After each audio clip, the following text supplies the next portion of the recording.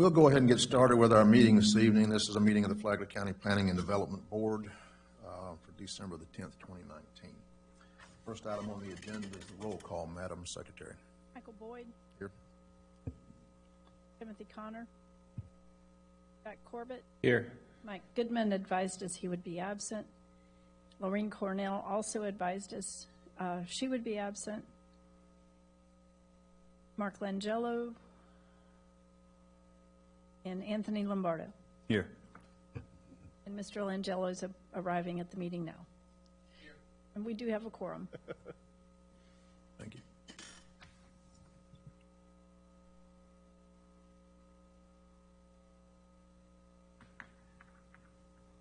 you. We would invite you to all stand and join us as we pledge the flag. Pledge allegiance to the flag of the United States of America and to the republic for which it stands, one nation, under God, indivisible, with liberty and justice for all. Thank you. Next item on our agenda is approval of the August the 13th, September the 10th, and October the 8th meeting minutes. Mr. Chairman? Yes. I just wanted to make a note that there was quite a few months there, and I did read through them. I guess in essence, I would agree to them, but I just don't know if all the different words were totally correct. I know there were a few typos. I saw a few. I saw one that was H-E-R-E, and it's supposed to be H-E-A-R, and H-E-R-E. H-E-R was supposed to be H-E-R-E, but I can't. I just wish they were given to us a little quicker. Any other comments? I would entertain a motion to approve the minutes. We have a motion to approve. Second. And a second. All in favor say aye. Aye. Any opposed? Thank you. Item number 4 on our agenda is application 3190. This is a quasi-judicial item requiring some disclosure of ex parte communication. Does anybody on the board have anything to disclose? Okay, seeing none. This is an application. I'm sorry. Excuse me. I do want to disclose, I haven't talked about this item in particular. My business partner owns a piece of property in this thing, and he's going to speak tonight. And I did have just a conversation that this was happening tonight. Okay. Okay, this is application 3190, an application for amendment to plan unit development to the Seaside Landings PUD development agreement. Mr. Mingle. I need to follow up on your just partner is not the applicant, correct? He's not the applicant. He's a landowner there. And what happens here would have no financial stake to me one way or the other. It's just that I did see the item, and we did say that, hey, it's there. You want to talk about the issue you talked to me about in the past, come up. Clarify also that the outcome of the item won't have a financial impact. It will have no impact on your on partner. He's the landowner there. Right. Right. So the conflicts talk about special benefits or losses that inure to the benefit of you or certain business relationships that you have. My business relationship has nothing to do with that property. Right. We're business. We have a business together on a business property, but not on this personal property. Right. All right. Thanks. Mr. Mingle. Application 3190 is an amendment to a development agreement in the plan unit development for Seaside Landings. And Beulah Shores Homeowners Association is the applicant. The property is depicted here. It's on both sides of John Anderson Highway. This is that 99 lot development that had several different names over the years. This amendment, if approved, would be the third amendment to the original PUD document, and so that this graphic shows quickly the division with the 10 lots on the west side and then the 89 lots on the east side. And primarily what we're talking about is those 89 lots on the east side that would benefit from this. And among the changes that are here, there was some issue with the Seaside Landings name with a small development towards the Panhandle. I don't know if you've heard of it. It's called Seaside, Florida, but apparently people were getting it confused with that development and this development. Maybe they needed some more help than we can provide at the planning board level. but the name then would be changed to Seaside Landings at Flagler Beach to differentiate it from its other neighbor over there. If you have a chance, look it up on the internet.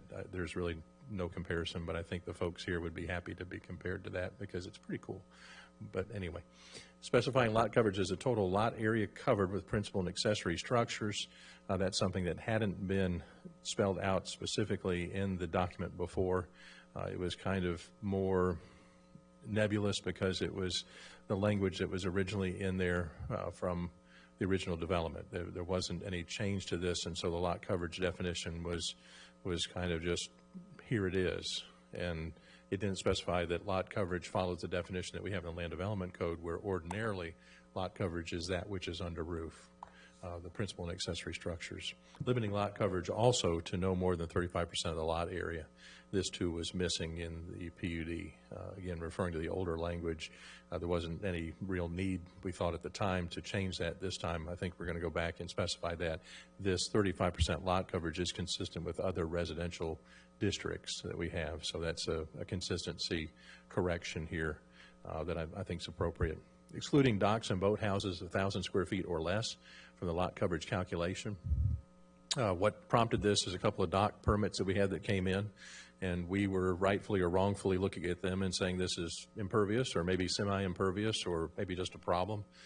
This is a unique situation in Flagler County where we have docks in water bodies that are over wet areas that are owned by the lot owner and not held in common ownership or otherwise in tracts or some other, or in the case of the intercoastal, something that would require an easement from a government entity. In the case of the intercoastal, there's an easement that's issued by the U.S. Army Corps of Engineers for someone to put a dock there. And in those situations, we wouldn't count any of those structures as anything that would count towards any limitations. It's not occurring on that lot property. It's occurring off of that. It's occurring in common area or in those situations where the government has that ownership right and is then doing the easement. And so we looked at it and said, well, we're going to start counting these, and you can imagine small lot, limited land area to work with. It would created problems. And so one of the things we're proposing with this, the HOA is proposing, is that 1,000 square foot limitation, excluding that from the lot coverage calculation. And the reason why the 1,000 square foot is important is because that's the limit that St. Johns River Water Management District set for their permitting for boathouses or docks. So if you go over 1,000 square feet, you're going through a permitting process through the district. And in all these situations, you're still going through the county's building permit, but that 1,000 or less, as I understand that number, you don't have to go through the more onerous district permitting. If you're greater than 1,000 square feet, you're going to go through and get another permit through the district. And few people are going to be doing that with the limitations that are in place on the docks themselves. We do still have some setbacks in play. We do have the ability for someone to come in and have a shared dock facility if they wanted to. You can imagine there's some of these lots are pie-shaped where the corner of the pie is the water body that's there. So it's going to be difficult meeting setbacks and being able to have individual docks. So some may end up having shared docks that come in. If those exceed 1,000 square feet, they'll come in and do the district permitting, and hopefully this change is a good one for the development. Deleting the maximum floor area ratio requirement. That was something else that was left in from the previous versions of the document. Maximum floor area ratio is not typically a measure that's used for residential development. It's normally used for non-residential, so it didn't make sense to have it in here before, but you saw that in the strike-through text.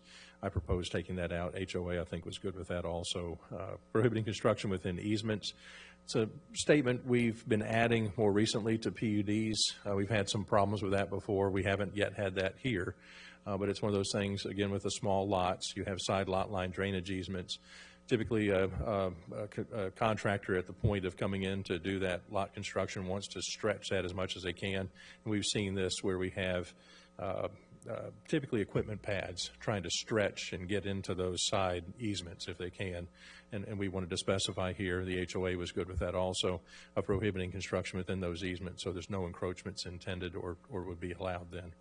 And then that last part, and maybe the one that was hardest for us to kind of work through, allowing for up to 50% of required replacement index tree inches to be placed on homeowners association common parcels, provided that the minimum caliper inch requirement of the replacement tree is at least 3.5 inches and subject to acceptance by the association. So normally we're having a 2.5 inch requirement. HOA representatives opted to boost that up an inch, and that extra inch gives them a bigger, more mature tree. It does not then end up reducing the 50% calculation that the lot owner has to come back with for the replacement with the county. If you can imagine, then, whatever it is, 10 inches just for easy math of replacement trees, that's at 2.5 measure, that would end up being the, 1, 2, 3, 4 trees. At 10 inches, they got to come back and plant. Instead of planting 4 2.5 inch trees, they would be required to, and my example, 10 inches on a single lot, 50%, 5 inches they'd be able to move off the property. They're coming in with 2.5 inch trees. If they were going to be sticking on their own, how the math would work, they're able to put them on the common area parcel, but they'd have to up that an extra inch, so they'd be planting 3.5 inch trees on that common area parcel to meet this requirement. And then with an agreement with the association, acceptance by the association. I'll lose anybody with my example. I realize that was quick math, but it's hopefully pretty self-explanatory. With that, I've got the agreement. I know it's a lot to make it through. We can answer some specifics when we get closer to that, if you'd like to go through those. But with that, I think I've hit all the high points. I'll look to the applicant to correct anything that I've misspoke on, but I think I hit all the high points in the agreement. I'll close and await any questions or comments from the board. There are some options that I'm giving now to the board with kind of our new focus from our administration is for us, rather than providing a recommendation to you, for you to provide your recommendation to the Board of County Commissioners. We're presenting options. And so first one would be for approval, that the board recommends approval to the Board of County Commissioners, the amendment finding that the requested change is consistent with the Comprehensive Plan and the Land Development Code. A second option would be a recommendation for denial. And in that situation, you're making the opposite recommendation to the board, that the requested change is inconsistent with the Comprehensive Plan and the Land Development Code. And the third option would be to table this. Planning and Development Board may table a request for additional information. As a PUD, the requirements are fairly thin. I think that the changes that you have here previously were not of were not varying significantly from that original PUD. I think that these changes, for the most part, may actually be fairly advantageous to the development, may end up overall achieving some objectives that I think are furthered by the PUD, where the PUD is looking at trying to create something that's unique. I think this approach with the trees and almost creating this localized bank, where the objective is to maintain the canopy, maybe not on a per parcel basis, but at least in this way on a per development basis, and actually improve that and enhance it. Because we're going to end up getting a bigger tree, 3.5 inch versus 2.5 inch in that development. I think that's something that we can further, and is a good approach. I think it's appropriate to consider it through a PUD among the other changes. With that, again, I'll close and await any questions or comments. Again, the applicant's present. They've got a short PowerPoint. Thank you, Mr. Chairman and board members.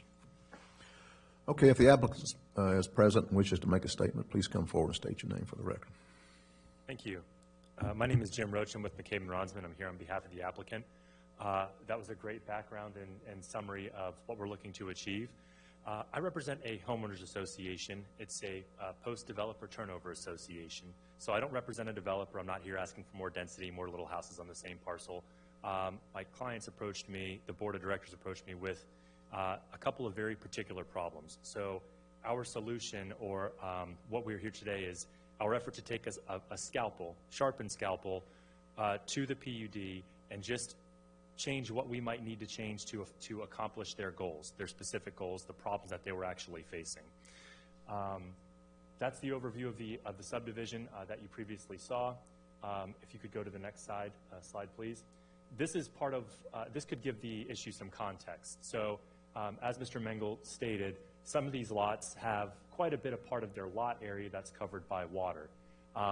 That's lot 19 that's outlined there. Lot 20 is the one to the right of that, and that probably even has, it's maybe even half of it or more covered by water, which creates a bit of a unique situation in terms of the index tree requirement, and also as it concerns the ability to construct docks and considering the maximum lot coverage percentage. So the three main goals, one of which is to change the name.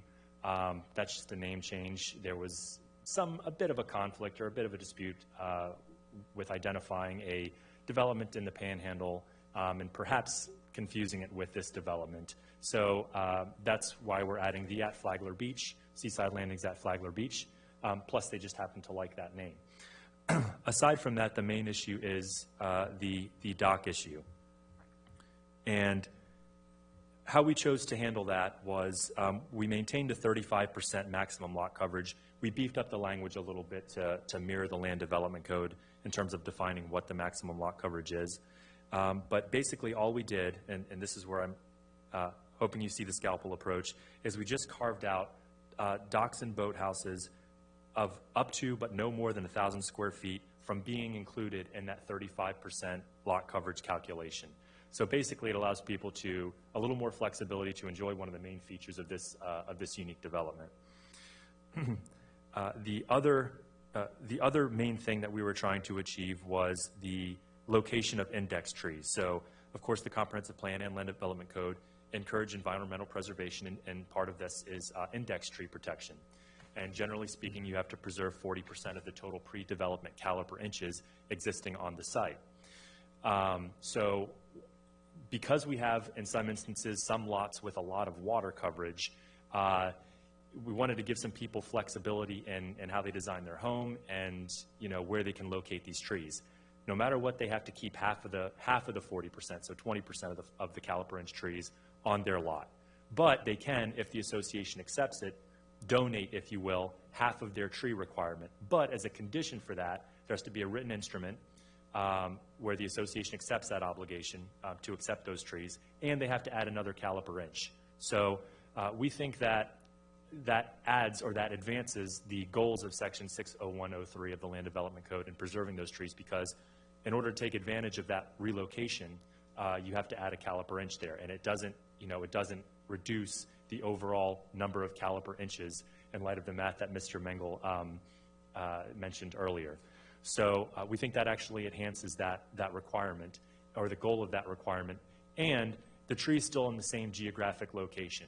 It's not like we're putting it way off in some corner, some parcel way down, several miles down the road. It's still within the same development area, still the same, tree canopy area that we're looking to preserve. It's just that a lot owner may be able to donate half of them to association common area, of which there's a pretty good area of space where they can be located. And then another benefit of that is the association will then take control of those trees. They'll be responsible for maintaining those trees going forward in accordance with the requirements of the Land Development Code, that's Section 1D, that has the preservation and the maintenance, the ongoing maintenance requirements. If you could go to the next slide. The two areas where, I guess if you want to call them donor parcels, are outlined in white on that graphic. That's an aerial from 2017, I believe. I think it's the most recent one we can obtain on the property appraiser's website. But those are the areas that we're looking to accept the donated trees. If you could go to the next slide, please. And this is just some photographs of the area in question where the trees, the donor parcels, if you will. And some of them will say parcel 2. That's actually 1 and 2 are both parcel 1 on that graphic in the previous slide. And if you go to the next slide as well. And again, we're just looking at more area with open space and plenty of room for trees. So it's basically, there are going to be a lot of people who aren't going to need to take advantage of this. Particularly, there's 10 lots to the west of John Anderson that aren't even allowed to be, partake in this this donation, because they have huge lots and they have plenty of places for trees.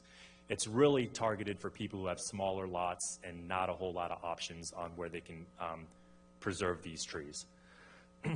Other than that, while we were under the hood, we had a couple of other cleanup items, one of which is to remove the reference to the floor area ratio, basically what you use for a commercial context. And we also added the language to prohibit construction of improvements within the easements as well, which I think benefits everyone. Other than that, we believe that these minor changes are consistent with the Comprehensive Plan and Land Development Code. Again, we're not adding density. We're not trying to really change a whole lot of things. We're trying to solve a couple of boots on the ground issues that the associations faced, incident to, getting construction permits and fulfilling the development. Thank you. Anybody from the board have a question? Questions for me?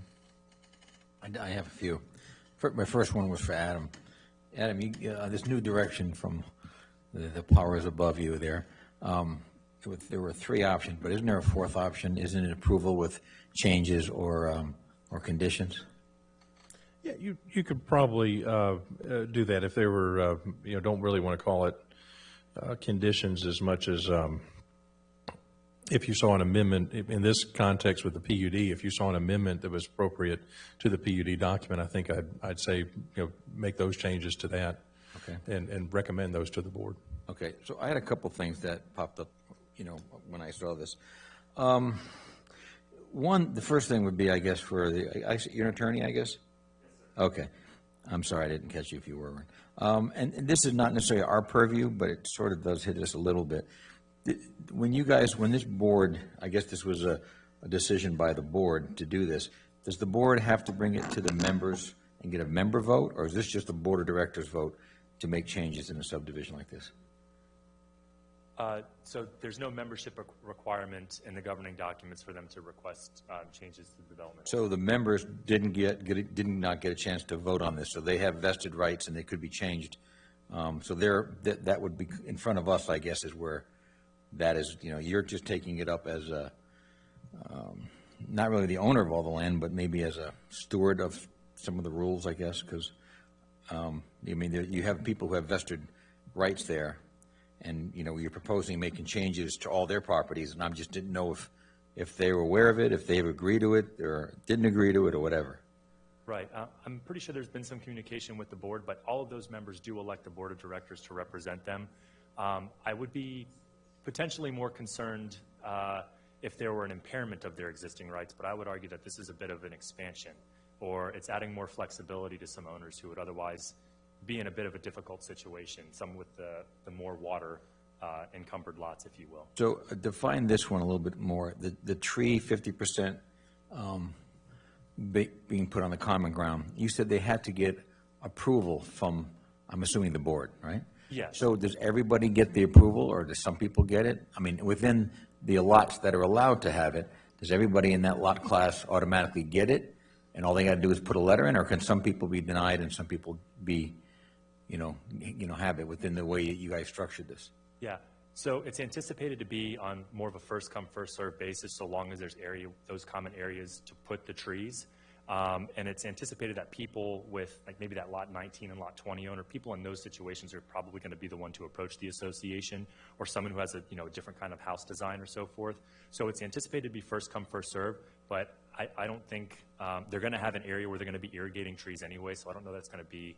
They won't have many reasons to deny people so long as there's space. And I would be concerned. So I wonder why we didn't just put that, make it in that, so long as there's a space available, the first come, first serve, and that you wouldn't create a class of people who may be discriminated against because a particular board doesn't like that person and they're denying it, and we're setting this thing up that way that that could be arbitrary. Right. I would be definitely concerned if they started making arbitrary decisions. So I wonder if they'd reach out to me in advance. I wonder if that's something that either legal staff or planning had thought about, and make that sort of a, one of the caveats to that, because it seems sort of arbitrary if a board can arbitrarily give some people there that, deny them or approve them a condition. Again, we're changing the vested rights in people's property. I just would be concerned that that our actions don't create a problem. Well, I think a couple of things I could say, at least on process-wise. We talked early on and understood that the board spoke for the HOA. The HOA was a successor from the master developer. There was a handoff that happened, and so that's happened now. And there's some other changes too that the board made us the HOA board made us aware of, that they were underway. Some process changes, and again, those things may be happening in context of covenants and restrictions that we're not involved in. But one of the things that we did, I think, to be doubly sure that everyone knew about this, at least, is that we did notice not only to everyone, we used our notification area this time it's a good benefit because we noticed all 99 lot owners, and then we went the 300-foot around. Right. And so that, they had effectively, they had their chance, or have their chance. Tonight is the first meeting. I think the second meeting, I've already done the notice as part of that combined letter, January 13th, for the Board of County Commissioners. With the holidays, I figured I'd do it all at once, do the letter, so that people could mark it on their calendars and be able to come and be ready. Then 5:30 in these same chambers, I think, is when that meeting's happening. But I wanted to, difference here from maybe other developments we've had plat addenda in play. The older PUDs, we don't have to have a full consent of the governed effectively. That plat addenda, and amending those, you have to have consent of owners, mortgage holders, the whole gamut. Here, at least as we've approached this, and maybe we're wrong, maybe we'll find out if we're wrong, but the PUD could be then at least requested to be amended by any party that's affected by it. And so there's not a consent or a majority rule that's here at play. Again, maybe there's another alternative position that'd be offered, or again, if there's someone who has something else they want to have amended here, I think we're all open to it. So if there's something else at play, let us find out what it is. And again, I think as long as the hood's up, let's go ahead and get it taken care of.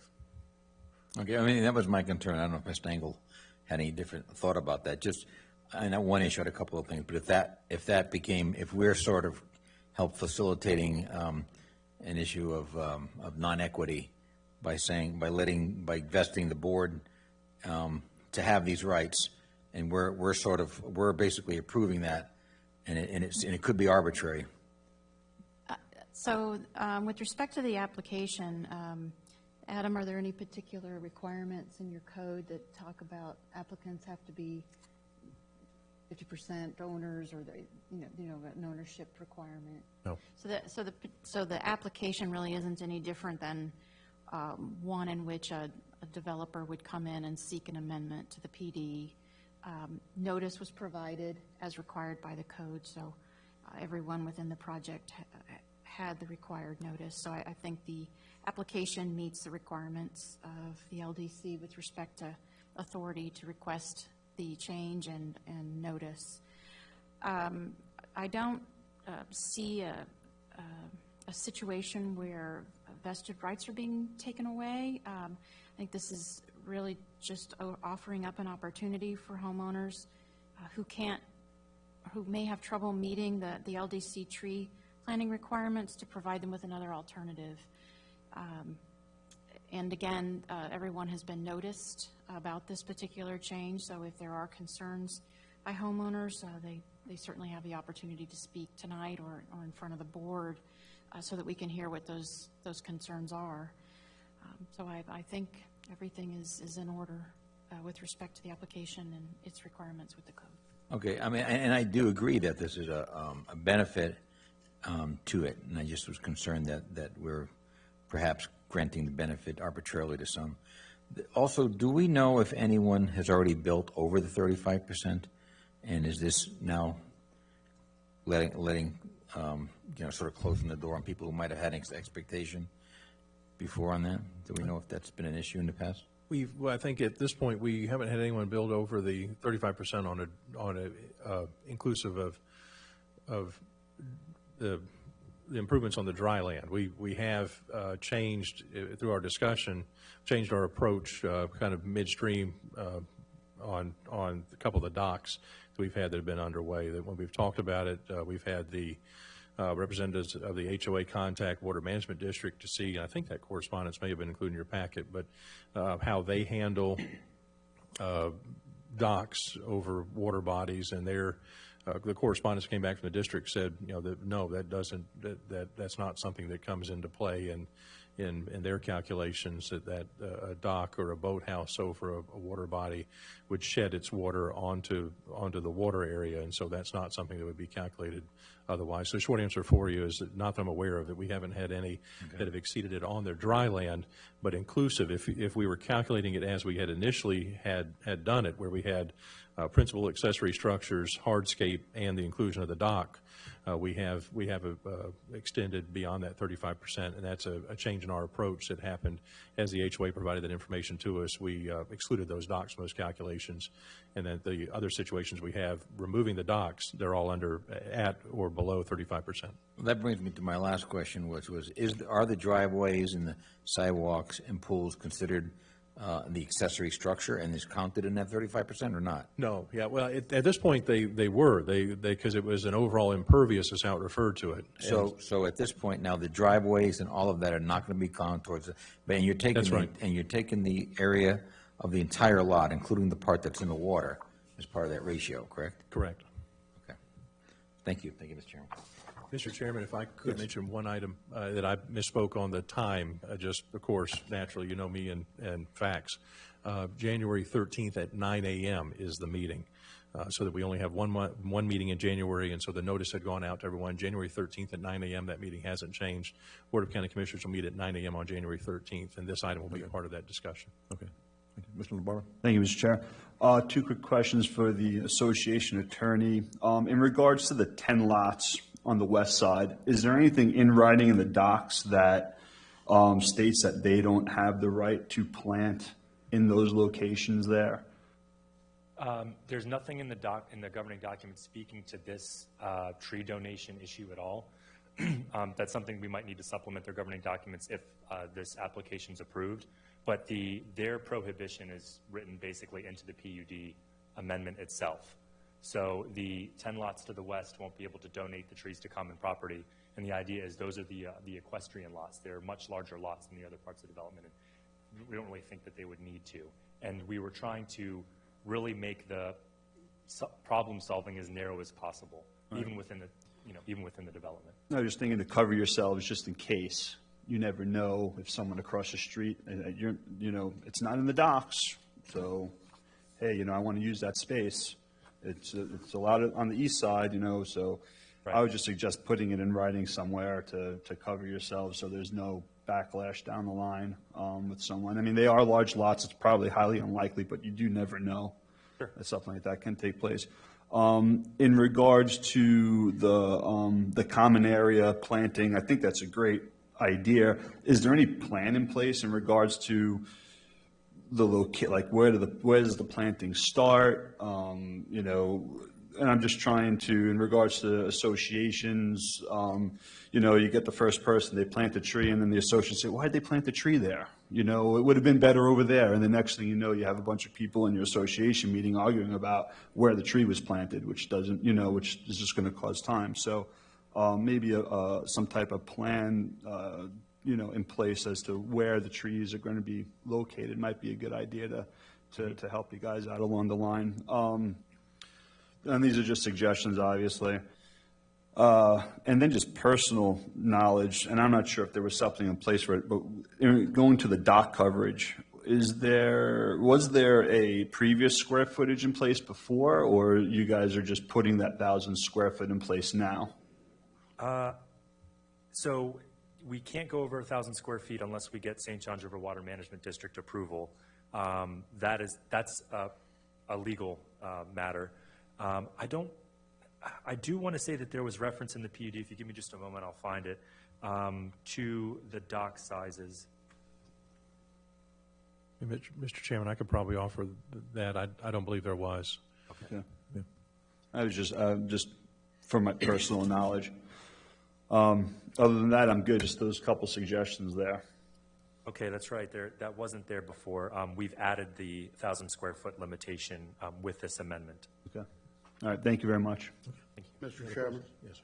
Yeah, Jim, the way you've got this neighborhood platted, and I don't think you were involved in that, but you inherited it, is the impacted area that you're talking about here is all under private ownership. You got very little common area that's subject to what you're trying to do.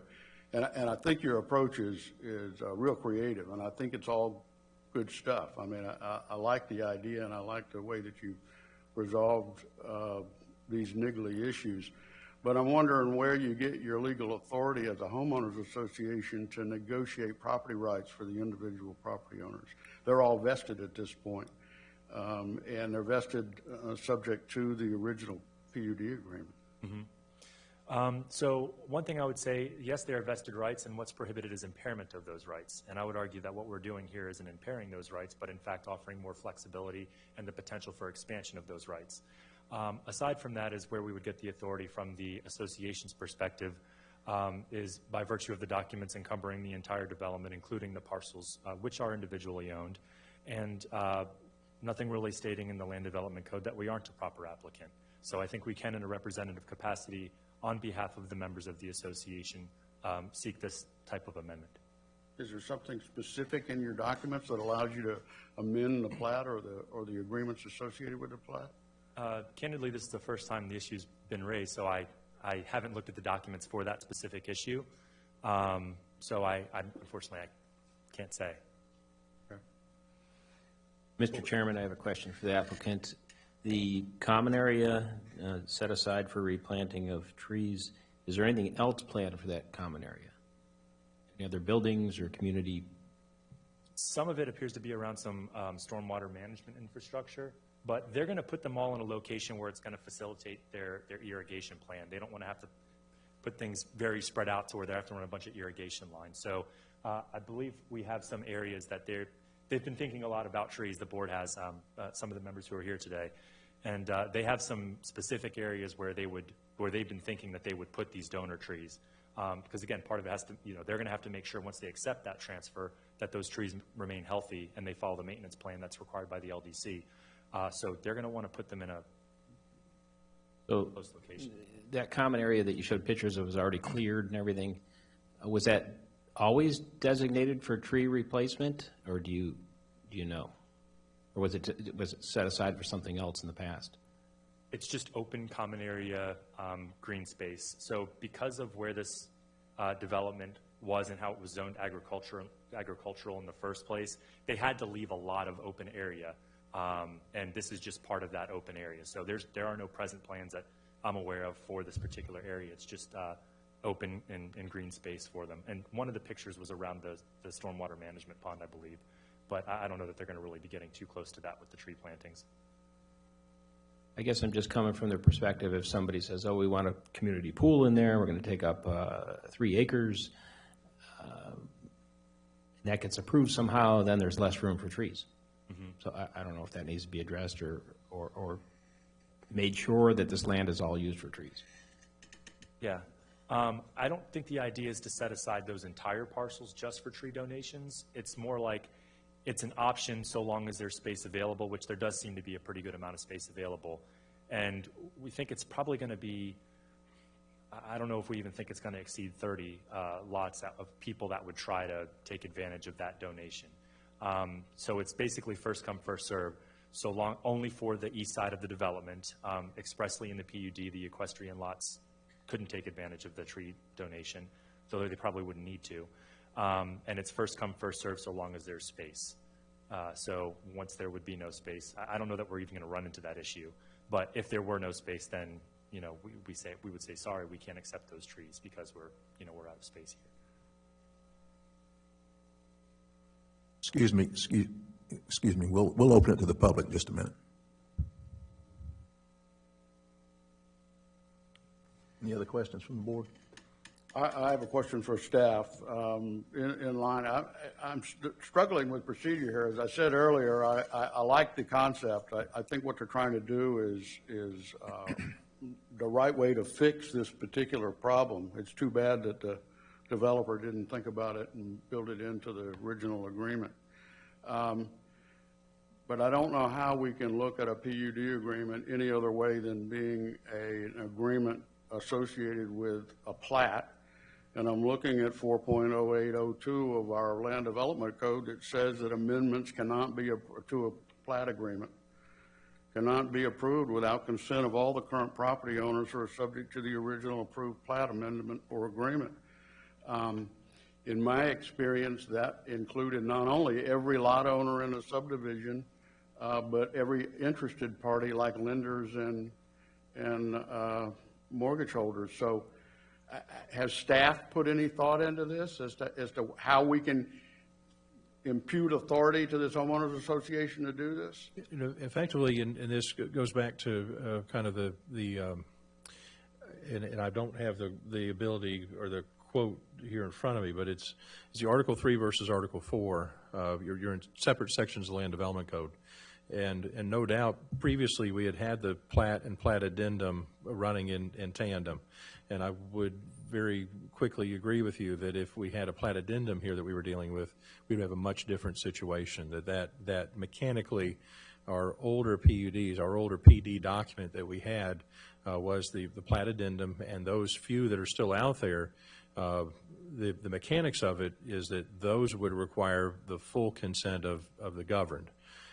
But this is not that. This was a development proposed or amended then by the developer at the time that had, I'll agree, common control over all the properties, and that then once the successor, the HOA successor, or even any of the lot owners, as our Article 3 is constructed, this is a requested amendment to the controlling zoning document, separate and aside from your Article 4, the language that you just read, and I think that language still needs to be in there because we do have, if nothing else, we still have those other plat addenda that are still out there floating around. That they come up from time to time. We've got to have something that continues to have some controlling language, Land Development Code, that tells us what we do with those, and just what you described is how we would treat those. We would provide notice to all owners, anyone having an interest in the properties, and look for their consent. And that's been a pushback on several amendments that had come forward and been proposed in those other developments that are subject to plat addenda. This one's not one of them. Is a quick answer I can provide to you. And I think just the same as the HOA could come forward and make this request, there's nothing in the Land Development Code that I'm aware of that would bar an individual lot owner of lot number 4 wants to come forward and propose an amendment. They could do so. It could be one or the whole.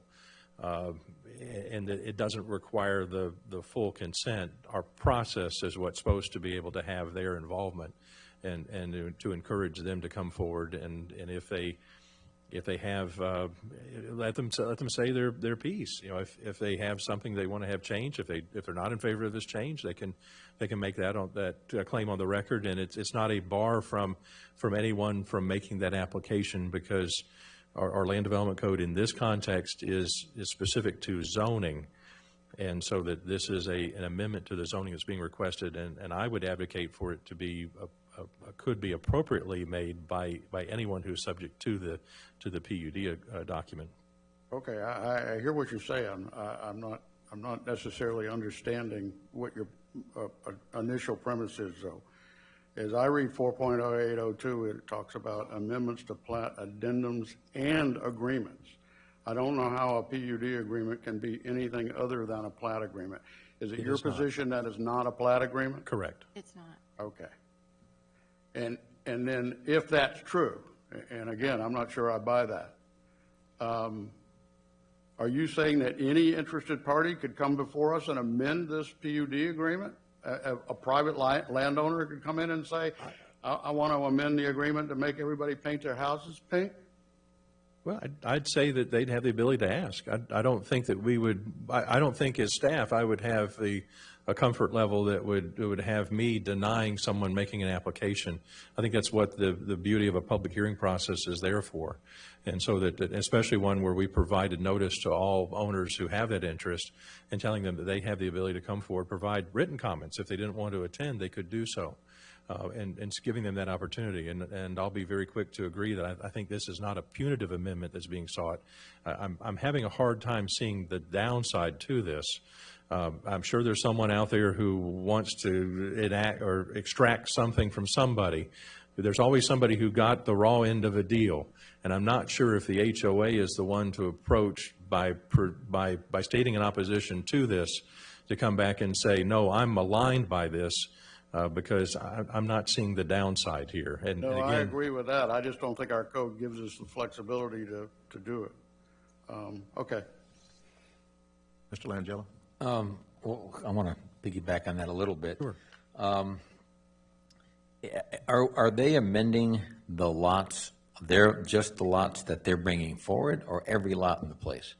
They are amending the agreement, which is the zoning for the entirety of the development. Okay, and that's, again, where I've had the problem with this whole concept, and that was with the same concept that we just talked about. I don't necessarily, and again, I don't have the chapters in front of me, and I'll have to take your word for that difference. But I would say about not being maligned, the one man's treasure is another man's garbage, and one man's garbage is another man's treasure. So one person may say, hey, that's great, you can't do as much. One person said, that's bad, I can't do as much. Or one person may say, hey, that's great, I can do more. One person say it's bad that the neighbor can do more.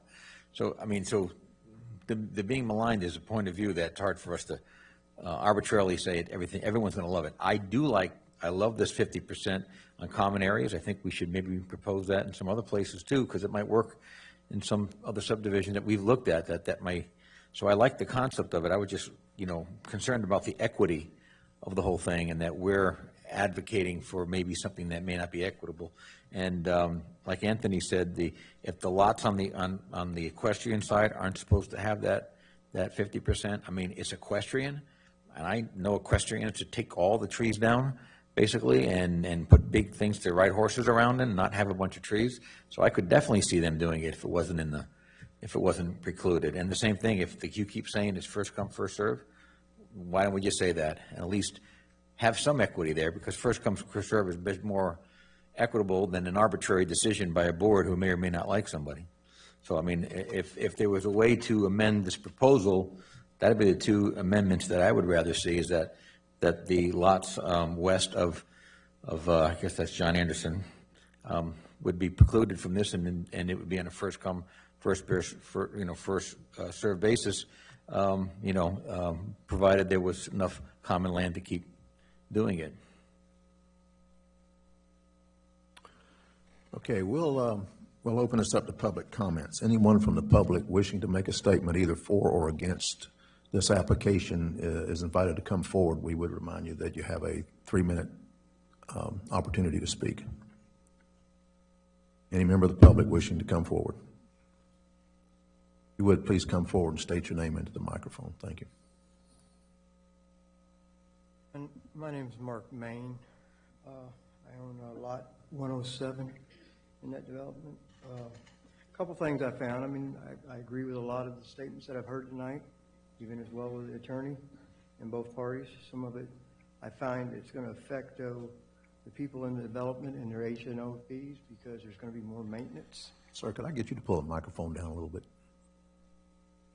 There's going to be more maintenance costs, so therefore the fees are going to go up.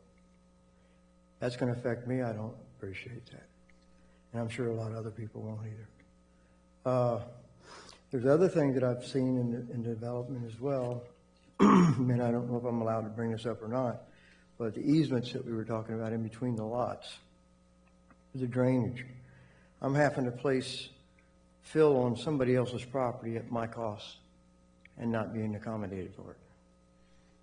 Okay, let's limit this to the issue at hand here tonight, this particular application, if we could. Mr. Chairman? Okay. Yes, sir. If I can, Mr. Main is the gentleman I told you about as my business partner, and the reason why I think he's bringing it up is because, as the attorney mentioned, now that you got the hood open, to look at maybe some other issues that are existing out there. So I think that's why he was bringing it up. Okay. If you could at least indulge him, he can at least hear what the issue was. Okay, sure. So if you don't mind, I'll Go ahead. Okay, yes, speak for it. And I'm not trying to be biased to anybody. I'm trying to make it fair for everybody in that development. And with the first guy that moves in there, he's biting the bullet. The next guy is getting a little bit paid for it, and the third guy. And the guy that's in the middle, he ain't paying nothing. Well, what I think it should be a fair proposal is it's okay that we make these, put the dirt on the property due to code or regulations in a temporary period, but be paid back for that. Not, in other words, just lose our money for somebody else to gain. And I think there should be an amendment of that somehow. I don't know how, but it should be looked at or addressed at. And back again to the trees being placed, as you brought up a good point, somebody might want a swimming pool there. So why is that, we need to discuss that designation. through the whole association and determine whether or not it's fair or not, or just. And the biggest issue with the trees, I have no problem with that, because I see that people do have smaller lots and have larger lots, and they need to adjust, which should be their right. But it should be their expense, not mine. So if they need to move it, and we're going to allow them to put it on this dedicated land, they should be under the care of the association and being for the responsibility of the maintenance at their cost to move them and to maintain to the whole process of the development. And that's all I've got to say. Thanks, sir. Anyone else from the public wishing to make a comment?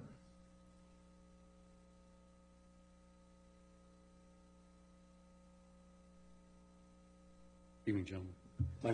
My name's Les Alvin. I'm the a BOD member and the president of the association. Just wanted to help clarify some things that were some of the questions. One of them, first of all, I know there's some concern about membership consent, so on and so forth. We've had numerous BOD meetings talking about pretty much every one of these amendments. So in addition to the legal process, we have informed our members going forward what we plan on doing as far as this particular process is concerned. So that's all been part of it. The other aspect, Mr. Corbett, I think that you had a concern about with reference to where these trees were going to be planted. You saw those pictures. The areas that you saw were what they call dry retention ponds, okay? So it was actually the perimeter around these dry detention ponds or retention ponds that we were planning on beautifying the area. We have no plans for swimming pools, for anything else, any other building, any other structure. We wanted to beautify the community more, and this was sort of a quid pro quo that we could do, and that's the bottom line. As far as an expense, to address the concern of the gentleman that just came up, it's very minimal. We just have to add some irrigation to these trees that we put in, and the expense more than likely would be borne by the owner, because of the owner that wants to make that tree transfer situation possible. And once that's in, then we would have to maintain it, which is required by the county, that we as an HOA have to maintain it. It would be an expense that would be required regardless, and it would connect with the present irrigation that we have anyhow. But that's all I got to say. Thank you. Thank you. Anyone else from the public wishing to make a comment?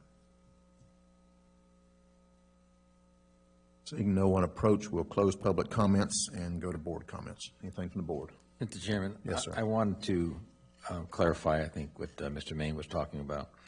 And Adam, I think you might know what this issue is.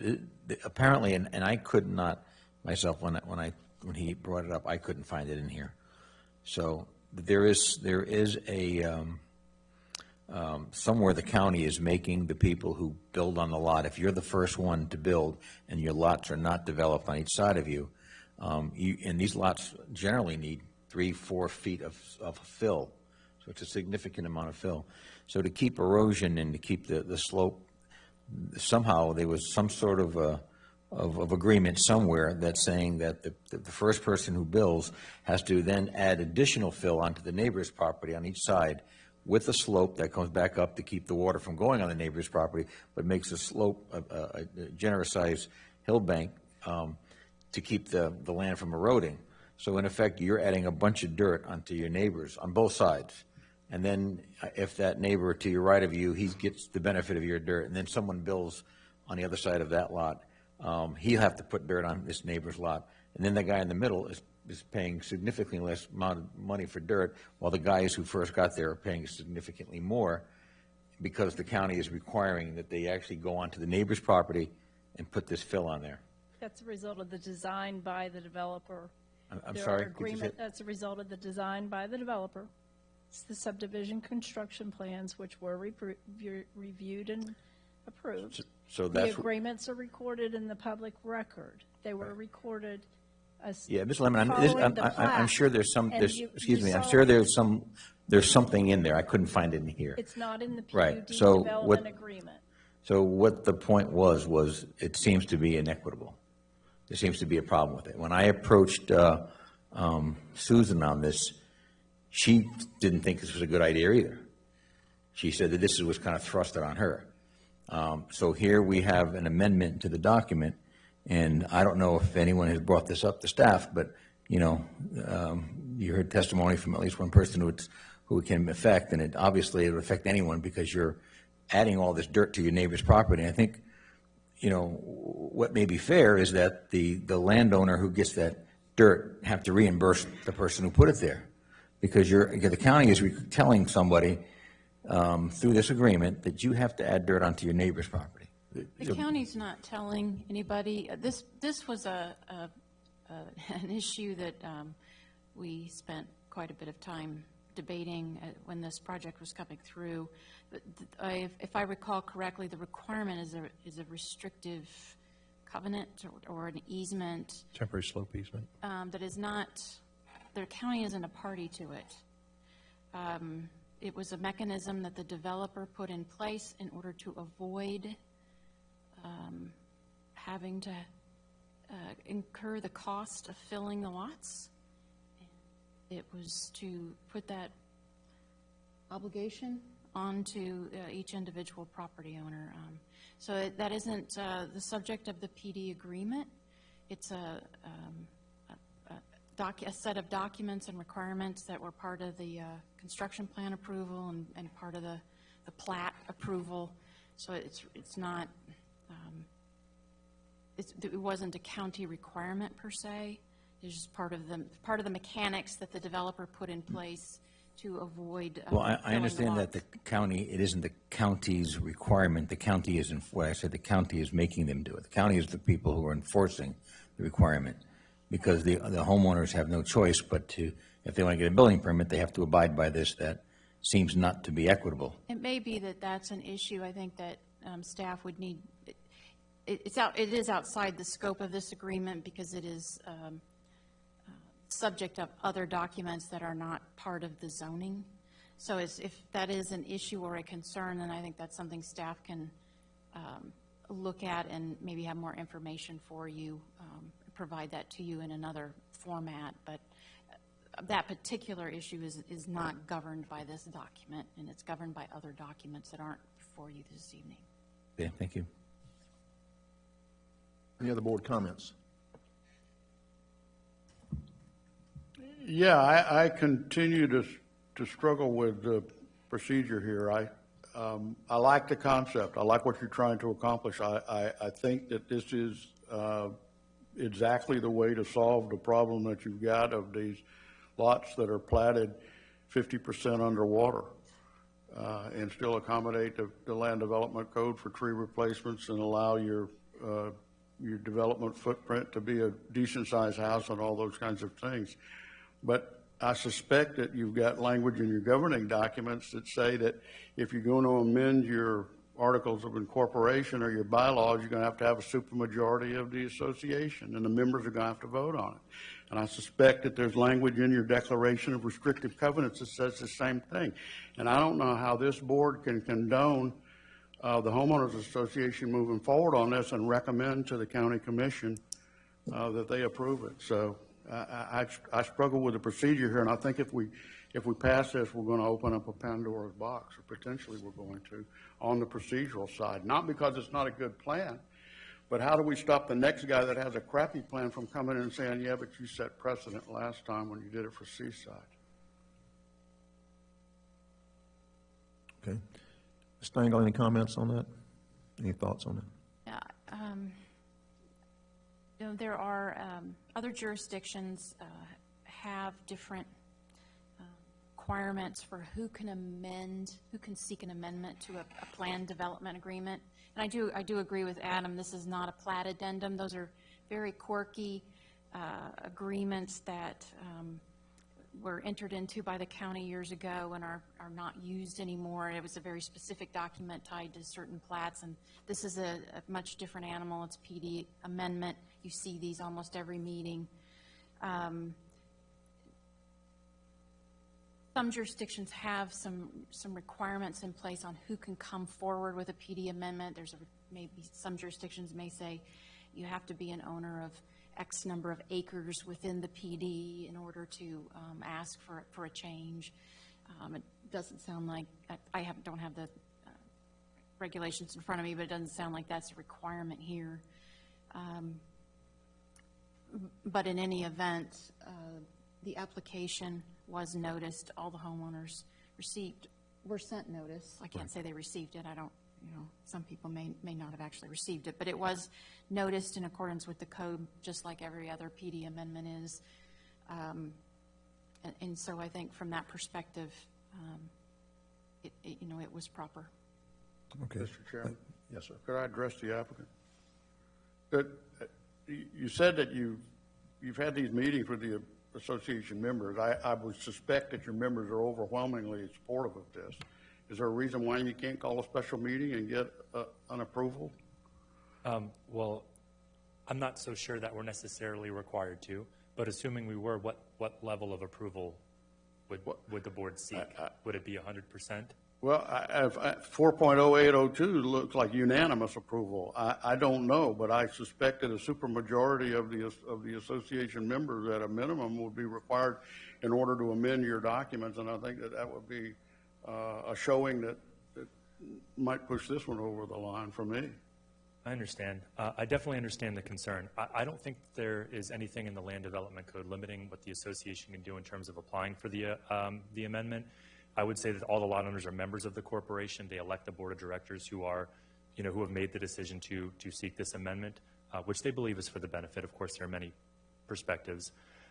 So I believe because they're members of the same corporation, because there's nothing limiting their ability to make this application as the association in the Land Development Code, I believe Section 4 that you're referring to refers to a different type of agreement. So because I didn't see anything limiting there in the LDC for this type of approval, and because there's been a quasi-judicial process that has been duly noticed, I believe if there were opposition, they've had plenty of opportunity to express that opposition. And except for the cost issue, which part of the written agreement would be that the association could impose the cost for the trees transfer onto the people who were requesting the tree transfer, so that's how we can alleviate that issue. But aside for that, they haven't really received any objections to it, and they have been noticed of the proceedings. So,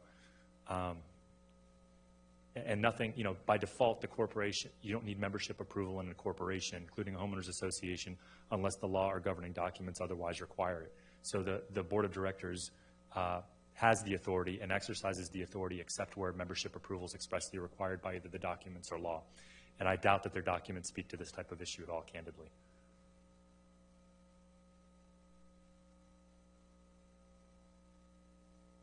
Anything else, Mr. Conner? Okay. Mr. Chairman, I just one more pass of this, just so I can understand this. So, Yes, sir. Ms. Dangle, and I agree with Mr. Connolly again with the concept. I like the idea, and I want to be able to say that this makes sense. So, you're treating this, in effect, like any other common zoning area, and anyone can walk in to an area and make a change to that area, whether they're own many lots, all the lots, or just one of the lots. Is that what the general concept of how we're approaching this is? This is not straight zoning. It's a PD agreement. It's governed by Chapter 3 in the PD Planned Unit Development Requirements.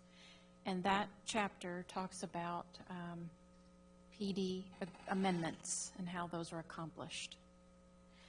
And unlike the requirements that apply to the plat addendum, which requires a majority approval, because in that case they're tied to the actual plat, the plat addendums are tied to the actual plat. This is a PD amendment, it's a PD agreement, and the Chapter 3 regulations that govern these don't specify, according to Mr. Mingle, who can come in and amend. Most of the time, an individual property owner isn't going to come in and amend the PD because it's expensive to do so. And and very time-consuming. But as Adam said, if someone wants to come in and try to amend an entire PD, currently the regulations don't prevent that. So, And staff would not treat it any different if it was one person versus an HOA? Adam? Well, and I'm forced to look at the agreement, and so the section 17, last sentence there, amendments to and waivers of the provisions of this development agreement shall be made by the parties only in writing by formal amendment. If I'm following the track we're heading in, we got to go back to the patent companies, the original developer. And so that, if you're talking about precedent, this is where I'll get on the soapbox for a few seconds. This is precedent setting, what we're talking about, because then I've got to go back to every Bobby Ginn. I'm sorry, you can't amend your development in Ocean Hammock parcel B2 because Bobby Ginn did it. And obviously we don't do that because it's successors. These folks have come and said they're the HOA, they're successor to the master developer. I didn't have any reason to doubt it. I've got to intuitively think that, okay, patent's no longer in the picture. They've washed their hands of it. Not controlling the HOA. The HOA's now got a board in effect. I got to think that parties is generally construed here. Again, I'm not an attorney. Attorneys here can answer this for me better, but parties can be part. I think that's part of the word parties, so that you think it's successors. Successors could be individual lot owners. I'm not going to be the one telling them no. That if somebody was an individual lot owner and wanted to go through the expense and the labor of this, and believe me, it's been a laborious action. I think the folks here with the board would come back and say, yeah, let's do this next week again. No, it's something that we've been working with now for every bit of 8 months, 9 months. It's not been an easy thing. You get to see the end part of the sausage making. There's a lot of grinding that's been happening up until this part, and so that the TRC comments don't even touch on all what we've gotten to. We talked about this early on, and I'm still convinced at the point where I'm at now that this is appropriate for them to come forward because I can't go back to patent. And so for me to say otherwise, then I'm shutting down this. And my thinking, I'm shutting down every other PUD that I've got out there in the world, my Bobby Ginn example. I'm sorry, Ginn and the county were the two parties. I've got to have one of those two. County's not changing it. Where's Bobby Ginn to be able to make these changes to this agreement? It's not how it works. There's successors. It clearly aligns in and says successors can come in and have this ability. I'm not going to be in the position to tell somebody, no, the public hearing is here for us to be able to vet these issues. And so if somebody's got something else they want to change, bring it forward. If they don't like the thing, they can stand up there, and that's what our republic is founded on. Again, it's not the full democracy. Everybody doesn't, believe it or not, everybody doesn't get it's dysfunctional enough as it is. But the board's got to be able to, in this case, act for its membership, and I think they're appropriate to request this change. So in lieu of anything else, this is the only method that we have at this point, because you're saying if you can't go back to the original developer, and it doesn't have any other language, you're saying that would be no method to do it, which would also be a disservice. So opening up to all people, to me, if that's what you're saying, then I'm better with it than all parties. Parties can make the request, and so let's be real clear, because you had said already, they can change it. They can make the ask. I get it, okay. Okay, if there are no other questions, I would call the board's attention to page number 2 of the information that the staff gave us. They've listed 3 options for us, and I would entertain a motion on one of those 3 options. Mr. Chairman, I'd like to make a motion, we approve application 3190. We have a motion to approve. Do we have a second?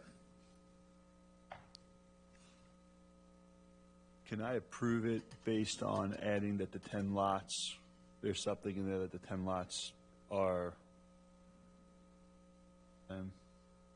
Included, omitted from the. Wait, You approve now for discussion, and then maybe wait for an amendment that maybe. I didn't understand what you're you wanted to add something about the 10 lots. I mean, I don't mind approving it, but the 10 lots on the west side of John Anderson not being allowed to use those common areas to plant trees from their property. Isn't that part of the application? I think it calls out, Are these an additional 10 lots? That's what I'm trying to. But they were already prohibited.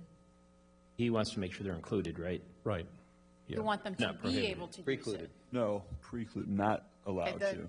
The development order is written to preclude them. Yeah, there's an exception, except owners of lots 1 through 10. And so you're wanting to take out that exception, is that correct? No, he wanted, that's what he Wanted wanted to make put sure it in. was in there. Okay. Yeah, make it's sure it's in it's in there. it's in the language that they're precluded. Okay. Okay, do we have a second, Mr. Lombardo? We have a second. Okay, we have a motion and a second. All in favor of the motion, say aye. Aye. Aye. Any opposed? No. Okay, we have 3 for, and 1 against. Right? 4 to 1. I'm sorry, 4 and 1 against. 4 and 1 against, yes. 4 in the affirmative and Mr. Connor dissenting. Yes. Thank you. Okay, thank you. Next item on the agenda is item number 5, application 3204. It is also a quasi-judicial application and requires ex parte communication disclosure. Anyone on the board having anything to disclose about this item? Seeing none, this is application 3204, application for a variance in the agricultural district. Mr. Mingle. This application, 76 Kentucky Avenue, the parcels depicted here on the aerial that you see on your monitors. It's got that ag planted lands behind it, and then the lots on the north and south and the left and right sides of the properties. And you'll hear later on as I move forward with the presentation that owner had sought out consent or acknowledgement from the owner to the west and to the south. May or may not have asked the owner to the north. There was a home there previously, and there's a home that's been removed, but there was no written consent provided from the owner to the north. You can see there that there was, I think, a shed and a couple of items there on the property, but the proposed location of the outbuilding would be in the green area north of the home, so that it's composed of 2 lots. And I'll show you here on the land use map, agriculture and timberlands, the entirety of the property, agricultural zoning in place, and all of it within flood zone X, not a special flood hazard area. And so the detail from the Flagler Truck Farms plat, you can see the lots that are out there, and then these 2 lots specifically. And I zoomed in, included this in your packet. Got a drainage easement on the rear side where we're looking for that setback variance. One of the setback variances, the rear and the side. And what this would end up providing then, if granted, would have a reduction of the setbacks down to effectively be 12 feet from the rear, 12 feet from the north side or the right side of the property to be able to accommodate that garage. Within that 12 feet on the rear, in this instance, 5 feet of that would be part of the drainage easement as included on the plat. You got Kentucky right-of-way then to the east, and then the County Road 2006 just 250 feet to the north. So it gives you some of that orientation. But the entirety of Lot 75, currently undeveloped, would be the location of the proposed garage, and that the owner has bound these 2 together that would enable us to proceed with the permitting of the garage on Lot 75. So they've gone through several steps there to get to where we're at now. Ordinary setbacks in the agriculture zoning district, 50 feet on the rear, 25 feet on the sides, and so 12 foot is what the intended resulting setback would be. So respectively, a 38-foot variance from the minimum 50-foot rear setback, and then a 13-foot variance on the side is what's being requested. And this is a before-the-fact variance request, so luckily it's not like some of the others we've had before. The owner's doing the right thing, coming in and asking us in advance, and their proposal here, 60 feet wide, 40 feet deep, intended to store their boat, RV, trailer, those things that are the kind of the normal toys that you have in adulthood. And so that part of the discussion we had, and I think it was related to parking the bringing in the boat or the trailer, is the maneuvering. And so what you had on that aerial back on Kentucky, you can see this tree line that's there. If you look just north of the home, there's a cut in the tree line on that right-hand side that I wish I could point it out, but it's about midway in between. It's right where the mid lot line is. That's where the driveway is shown. That's where they've shown it on their graphic here. And so you have that white box that was included as part of the response to the TRC comments. That's the existing driveway, basically where the common lot line is. And part of the justification for the variance request from the owner is that there's a substantial tree line there. Kentucky is a narrow right-of-way. They're showing it about 10.5 feet is what they're showing there. And so it would not provide sufficient maneuvering space for someone to have some kind of turning ability in Kentucky Avenue right-of-way. And so what the concept would be, what we had asked as part of the TRC review is, couldn't you pull down on Kentucky Avenue and then back into the driveway if you wanted to get into the garage? And so that when you're looking at the justification for the variance, is there some other method that, other than trying to have that turning radius located entirely on your property, which is the purpose of the request? So the storage building's intended to store the items, the trailered items. The applicant's looking for the relief because the maneuvering has to take place entirely on the property to be able to get the items into the shed. We've provided, again, in the mode we're in now with the review of the criteria, a little different. We've kind of flipped these around, but where we're heading with this one is that the typical hardship criteria have not been demonstrated. We've have an option, first option for denial, and that would deny both variances under the finding that criteria 1 had not been met. There's no extraordinary exceptional conditions because of the size, shape, or topography, and then additionally finding criteria 2 is not met, that while they're acting at all times in good faith, the conditions that word, the need for the variance were created by the affirmative actions of the applicant. Additionally, the applicant has not demonstrated the requested variance is the minimum variance necessary to alleviate the hardship. The second option would be that the board finds for approval and finds that the setback variances are appropriate, the guidelines have all been met. And that would be for both of those. The third option I thought of was that I think maybe finding the best alternative, if there was one that offered, and we didn't talk about the applicant with this in advance, but it would be denying the rear setback, which would give them enough room from the east to the west to provide for the maneuvering. Let's see, did I get that right? Granting the rear, denying the side. The side, I'm not sure if there was any demonstrated need for the 12 feet on the side to be maintained as the minimum side yard setback. If that instead is shifted down 25 feet, it still doesn't encroach in the septic tank and drain field that is to the south. And so that's one option, I believe, for you. Certainly you could also do the opposite, I suppose, with that denial of the side and approval of, or denial of the rear and approval of the side. I don't think that gets the objective that he's looking for, because the rear being at 50 feet would shift that shed further then into the lot and would take away more of the maneuvering room. And then the final option then would be for you to table, and that tabling I think is only an option here if you think that there's additional information that would help in your decision. With the graphic here of their maneuvering room, that's what we'd asked for, is them to show that graphic. I think he scaled it out at about 80 feet, 6 inches of maneuvering space that would remain on the property with that tree line, with the 40-foot, with the 12-foot rear setback considered. Again, that the option then of approving the rear, denying the side, may be available to you. Denial of both of those may also be appropriate, which would then leave it at a 50-foot rear, 25-foot side. Behind the home, according to the survey, is where that drain field is, and that far, what ends up being the southwest corner. So I don't think we'll have any conflicts one way or the other with drain field or any other items behind the home. With that, I'll conclude what may be a muddled presentation. Certainly have an analysis within the staff report and the technical staff report. I can go into greater detail on if the board so desires. The applicant's present to make any presentation, answer any questions you may have. With that, I'll close, Mr. Chairman. Thank you. Thank you, Mr. Mingle. Does the applicant wish to make a statement? If so, please come forward, state your name and the microphone, please. I'm Josh Gaither. I own the property here.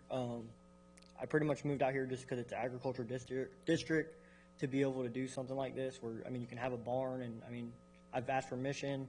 Mr. Jankowski, the owners that own the farm behind us, they said that they didn't have any problem with it as long as it was at least 12 foot. It wouldn't affect the drainage or anything by any means. I like the trees. I don't want to damage them or cause a problem to them. I mean, I like being in the woods. I'm just trying to get it where I can utilize the space. As far as the 25 foot on the side setback, I went to the 12 for that. Just, I mean, I don't know, any of you guys have a garage or a barn, but you kind of don't want it right up next to the house. And I mean, it makes it where if you ever want to put a pool in or something like that, you kind of have room to be able to do something. I mean, I don't know, any. Okay, thank you. Any questions from the board for the applicant? Yes, I have a question. This turnaround area, Sure. so that's just grass or pasture area? It's grass there. I mean, So was your intention to put a driveway or just back up on the grass? where the white is, that's like a culvert, and that's where there's a driveway at now. I mean, in time, if this goes through, it would be something that I would do like asphalt millings and landscape around it. I mean, I'd make it look nice. It wouldn't just be a dirt spot, you know what I mean? Okay, thank you. Any other questions from the board? If not, thank you, sir. If not, we'll open it up to the public. Anybody from the public wishing to make a comment on this application? Seeing no one approach, we'll close public comments and go to board comments. Mr. Chairman? Yes, sir. So, first of all, I think the lot is unique in that you have this limited amount of area with tree line. The topography only allows that. But I also see, for number two, you know, this is one of the problems with this lot. This is out on the west side of the county, and we have a pretty big setback for what, in effect, are small lots. And if these lots were located in the city, we wouldn't see 50-foot back and 50-foot and 25-foot side properties. As a matter of fact, with the, you know, it would be significantly less. The 12 feet would probably still be conforming to most setbacks. And, you know, we ran across this before on the west side, and I think that this is not of his making, it's of the making of the zoning that he inherited when he came in there. So I don't think he's asking for it because he caused the problem. I think the zoning is an issue. And I think, therefore, he does meet the requirement. So I would make a motion to approve the variance. We have a motion. Do we have a second? I'll second. Second for discussion. Any discussion? Yes, Mr. Chairman, Yes, sir. I just want to make the observation that I'm looking at this exhibit right here, this aerial photo, and it appears that every neighbor in this photograph has an encroachment on these setbacks in this particular area. There'd be every reason for us to reasonably approve this, but it doesn't meet our code. I can't support the request. Okay. Any other comments? We have a motion and a second. I'll call the question. All in favor of the motion, say aye. Aye. Any opposed? No. Okay, once again, we have a 4-1 count. Motion passes. Item number 6, any staff comments related to anything else? No, thank you. Enjoy your holidays. Thank you for a great year. Any board comments? Mr. Mangle, I don't know if you sent us all an email about the, Yes, probably should mention that, I guess. is I did there, have a I mean, is there anything in addition to the email that we need to be aware of? And is there, my reading of that document, that there's a chance that this could come back to us? So is that going to preclude even more, in effect, of any type of ex parte communication going forward with anybody, because this could easily come back to us? I would caution the board related to Hammock Harbor development because of the action that's been filed by the Hammock Community Association to refrain from speaking with any member of the public, the applicant, any of the parties involved, any of the I can't prevent you from speaking, but certainly would discourage that because it may be something that could very well come back to the board. That possibility is out there for remanding. That could be an option. There could also be a variance that could yet be forthcoming, and so I'd encourage the board members to refrain. Again, I can't prevent you. I'm not telling you you're prohibited to do so. But because of the legal action that's now involved, I would strongly discourage it. Okay. Any other board comments? Mr. Chairman? Yes, sir. So I think that the items that we found on the agenda tonight and I agree with the comments that were made by Mr. Langelo earlier,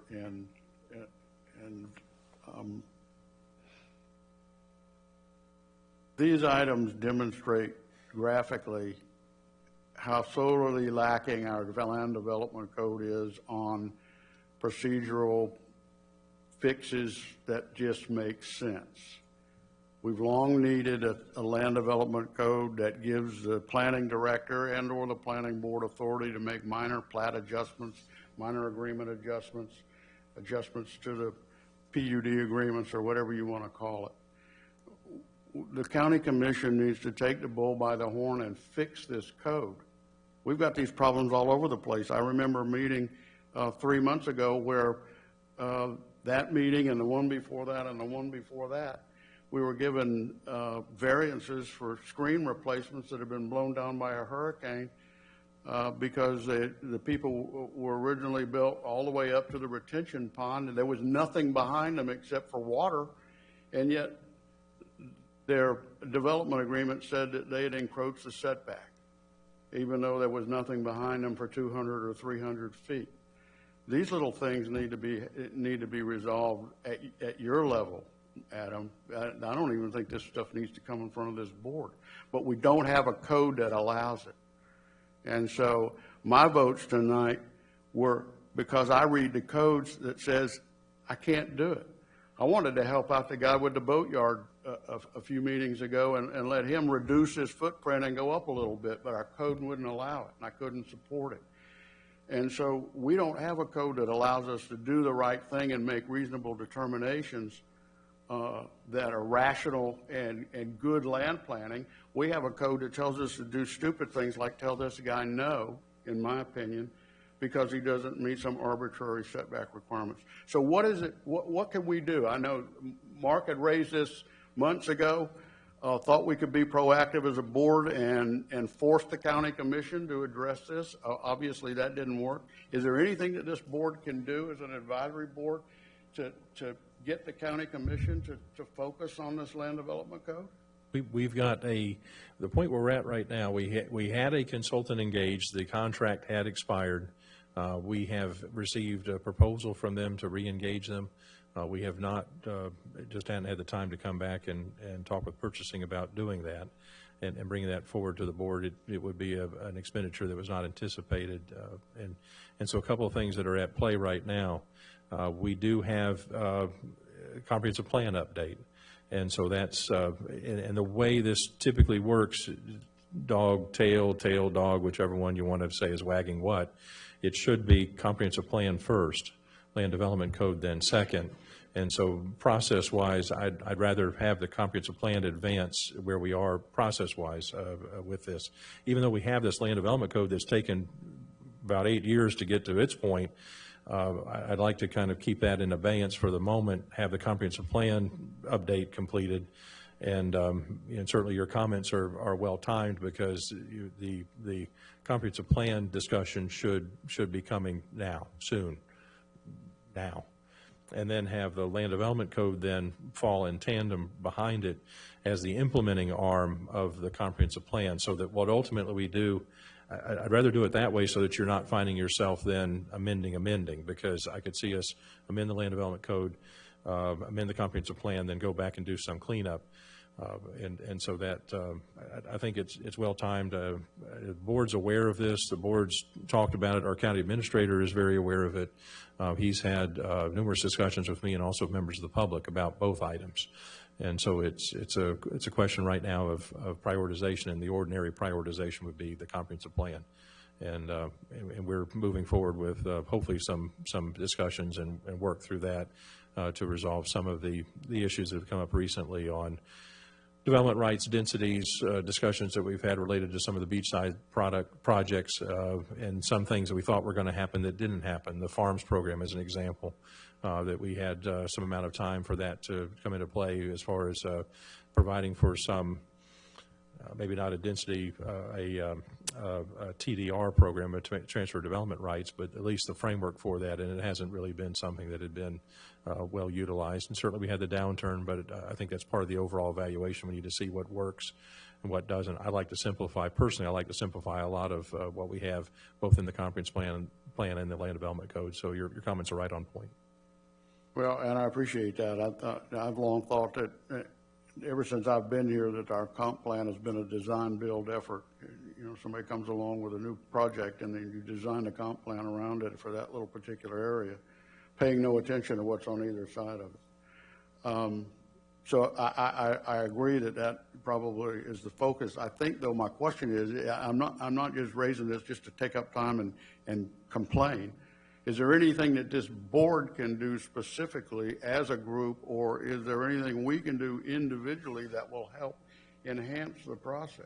I mean, I'm a little bit, I'm expressing my frustration, not so much as a board member, but as a citizen of Flagler County, that we've got a dysfunctional code.